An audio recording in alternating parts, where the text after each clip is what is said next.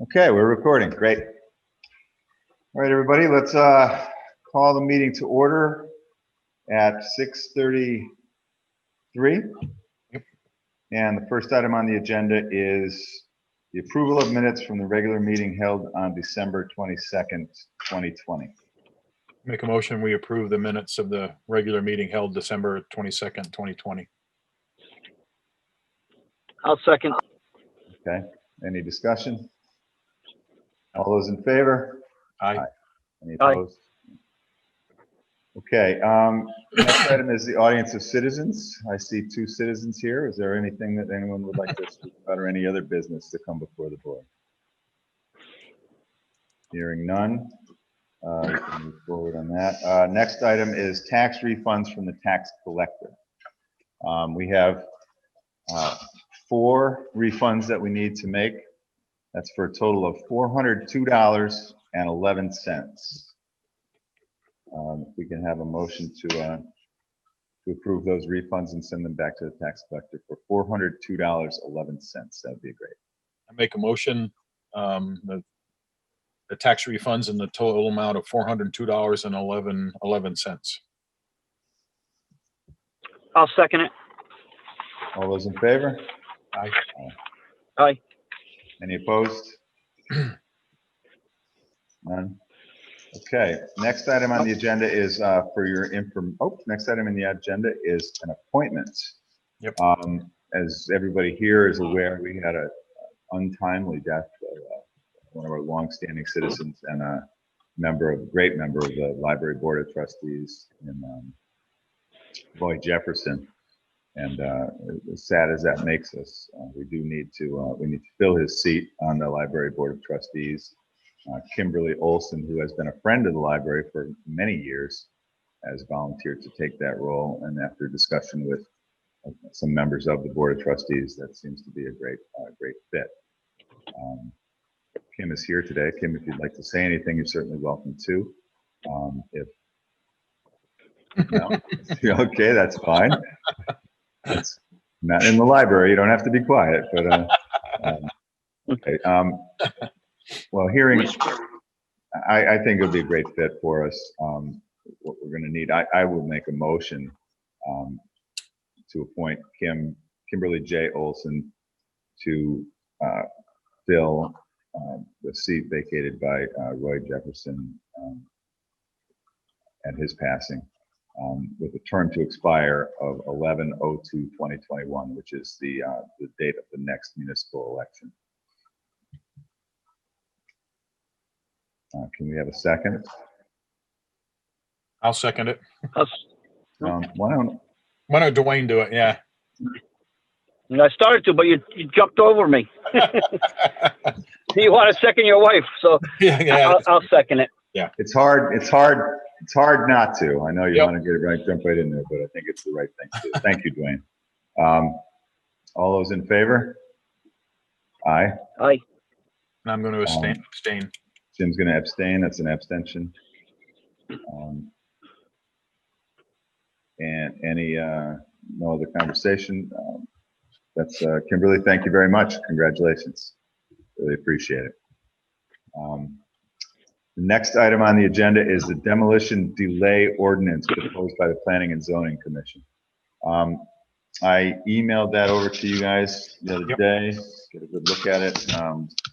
We're not going to act on this today. I don't know if we're going to act on it anytime soon, but we did receive it. I forwarded the proposed ordinance over to our town attorney. I expect we'll have a conversation about it next week. And I think we'll invite the Planning and Zoning Commission, maybe the chair and the zoning enforcement officer, to our next Selectmen's meeting, so they can answer some questions, maybe fill us in a little bit about as to what the motivation for this is and all that kind of thing.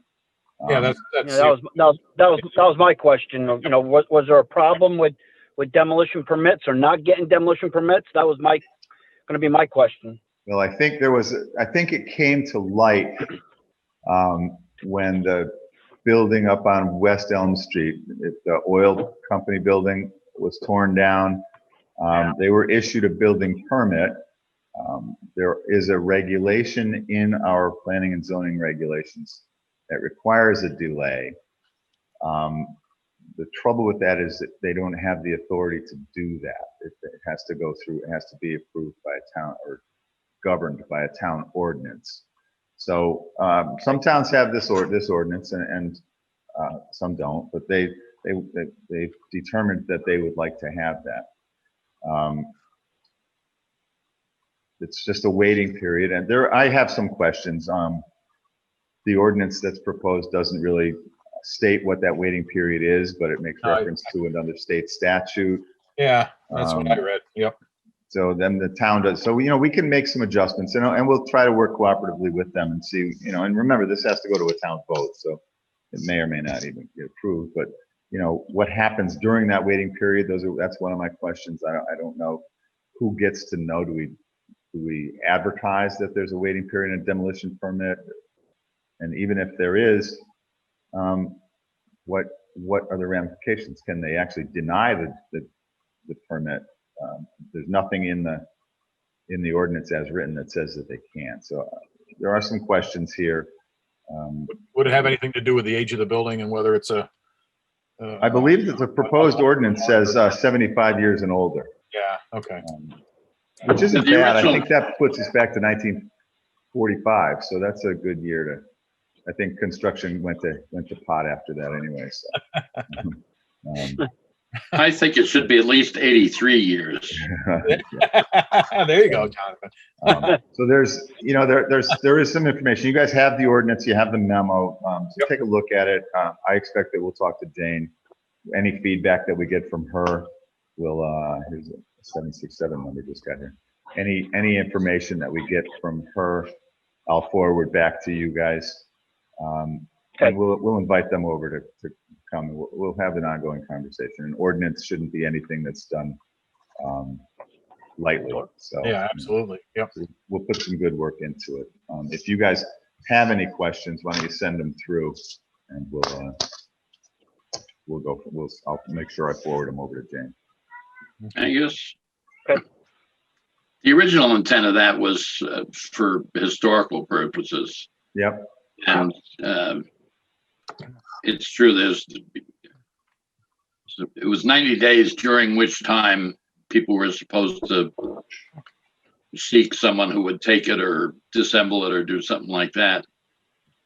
I think it's only come up. I don't count the oil depot as a historical building. It doesn't get a lot of use, but it is nice to have something like that, and maybe a little more activity on the town to help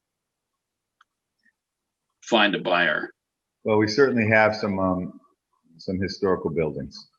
The thing is, what if there is, in those 90 days, the person is not able to find someone that wants to dismantle the house or take any pieces of that house, then they take it down. But I don't know. We'll have these conversations and see where it goes. More fine tuning on that. Yeah. So that's the information that I have right now. Like I say, any questions we can happy to field them and forward them through. But also, if you think of anything next soon, then send it through. Jimmy, that's I have a photo bomber here. Another attendant. Joyce, were you able to see we had 2 new people come into the meeting? I only saw Karina.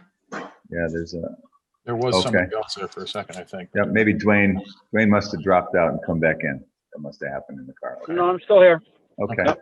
It did look like someone was here on a telephone, but I thought maybe it turned to Karina, like she put her name in there. Okay. Well, I don't have anything else on the agenda. We are, all of our first responders that wanted a vaccination have gotten their vaccinations. We're moving on to the next phase as soon as the rest of the state catches up with CRAD. CRAD is, I think they told me they've issued 700 vaccinations to folks that are not from our area in an effort to help the state finish up phase 1 and forward. But I have two friends, an EMT I used to fly with from New London, and a doctor from the New London area, and they were told to come on over. So Yep. we were able to get it quicker here than. so they're doing a great job trying to help facilitate the state in any way they can. And now they're talking about at the federal level, I guess, not holding back the second doses, make sure everybody gets the first. They started talking about that now. So I don't know what's going Let's to see what the CHC has to say. Yep. That's it for me. Anybody else? No. And No, I'll take I'm good. I'll take a motion to adjourn.